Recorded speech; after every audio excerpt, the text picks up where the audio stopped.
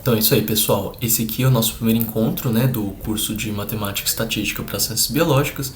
E esse vai ser um encontro onde eu vou expor aí as bases aí do que a gente vai estudar ao longo do tempo, como vai ser o nosso cronograma, como vai ser a metodologia que vai ser trabalhada, e aí uma pequena introdução à questão da matemática, né, e da importância que isso vai ter para a gente ao longo do curso.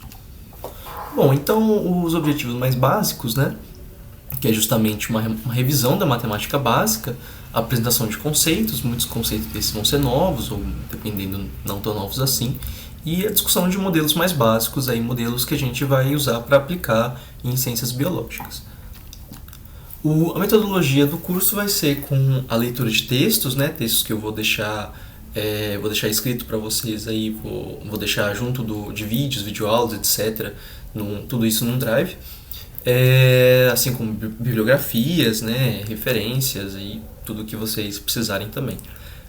Ao final de cada exposição semanal, aí, de cada encontro, a gente vai ter uma breve discussão aí, né, do que ficou da semana, da semana que se passou, desde o último encontro, etc.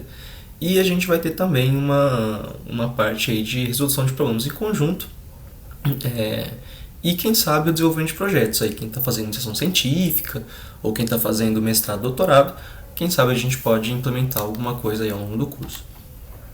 Então a gente vai para a parte mais do conteúdo do encontro de hoje, que é justamente como abordar a modelagem matemática em biologia.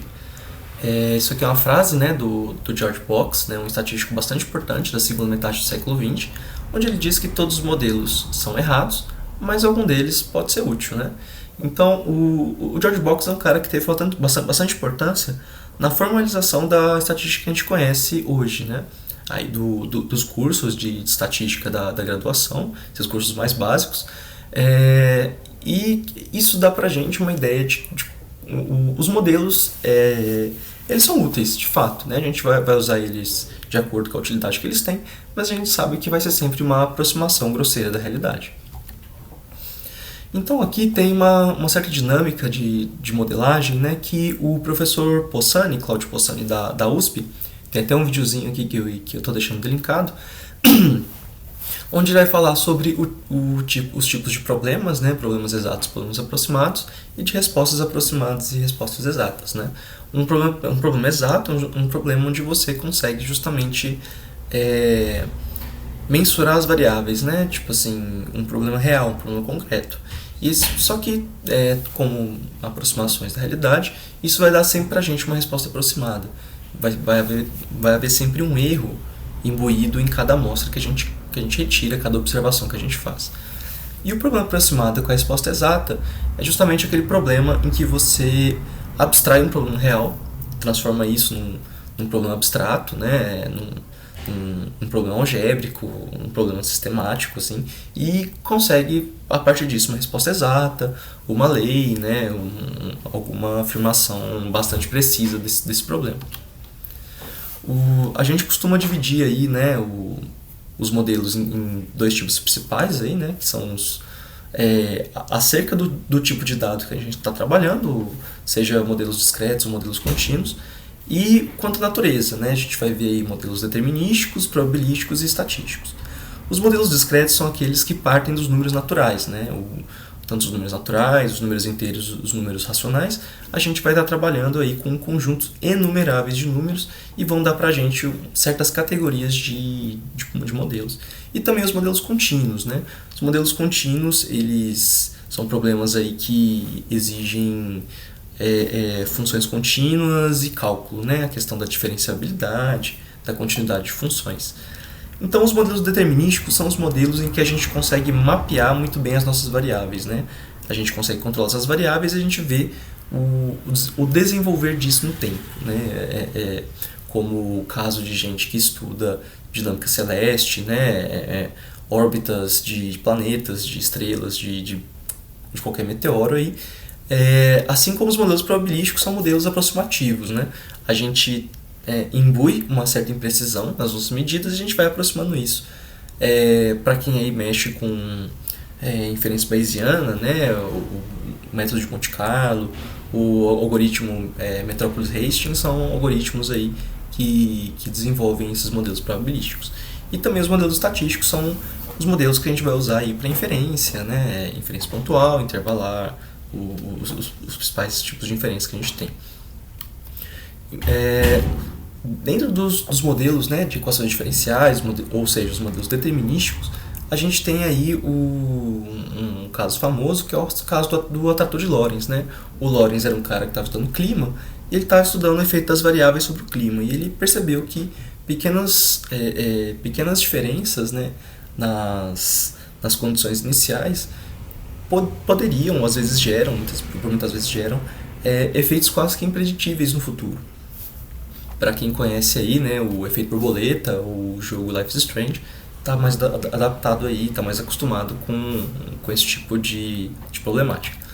Os processos estocásticos são os processos que a gente vai imbuir variáveis aleatórias para estar atuando ao longo de um processo, uma função.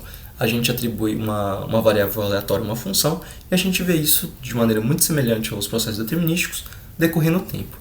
Essa imagem aqui é uma imagem de uma caminhada aleatória, né, um processo estocástico discreto, onde a gente vê esses pequenos passos, pequenos saltos, para que podem existir em diferentes estados, né? Cada linha da função tem uma cor, demonstrando um processo que ocorreu de uma maneira diferente. Os métodos numéricos são os métodos que a gente usa para simular computacionalmente equações que geralmente a gente tem muita dificuldade de fazer manualmente, ou que seria humanamente impossível. Aqui é o caso de uma simulação, né, da aerodinâmica de uma vaca, mas não precisando calcular a aerodinâmica de vacas, a gente vai precisar fazer cálculos numéricos aí para obter as respostas que a gente precisa, métodos de integração, resolução de sistemas lineares, coisas do tipo. Então, os principais modelos que a gente vai ver ao longo do curso, principalmente em ecologia, dinâmica de populações e epidemiologia, a gente vai ver aí estruturação populacional e dinâmica populacional, né? Aqui à esquerda está uma matriz, né, de estruturação populacional, com aí a transição de estado, as probabilidades de transição de estado, as taxas, né, de transição de estado, e à direita aí a gente tem uma representação do modelo de Lotka-Volterra, o modelo de preço-predador, que demonstra aí pra gente uma outra forma de lidar com dinâmica populacional. A gente vai ver também dinâmica populacional no sentido genético, né, na genética de populações e na genética evolutiva, muito semelhante aí à questão das equações diferenciais, alguns tipos de atratores, né, mais formalidade em torno de genética e evolução no sentido populacional e de inferência. A gente vai ver também aí inferência filogenética, né, para quem trabalha com evolução, alguma coisa do tipo, evolução de linhagens de vírus, de doenças, ou evolução de grandes grupos, como aqui à direita, né, tem uma filogenia molecular, né, com os ramos determinando distâncias evolutivas entre os mamíferos, e aqui à esquerda uma filogenia aí do bom velhinho, o Charles Darwin. A gente vai ver também, né, regressão linear, testes de hipóteses, e a gente vai ver como funciona a equivalência disso tudo, né? Como é que a gente consegue formalizar um pouco mais e dar um maior grau de generalidade ao assunto. Adicionando um pouquinho de rigor, né? O rigor matemático, ele é uma forma que a gente tem de construir conhecimento, né? Então, a partir de asserções, a partir de declarações mais básicas, a gente consegue deduzir aí resultados mais elaborados. E muito interessante para quem faz ciência é a garantia de poder checar e reproduzir resultados. Então isso pra gente é fundamental. Aí em meados do século XIX, principalmente no final do século XIX, a gente tem Gauss, Emily Noether ou David Hilbert, onde eles estão trabalhando justamente na maior formalização da matemática. Então aí 1855, 1935, 1943 são aí da virada do século XIX para a primeira metade do século XX.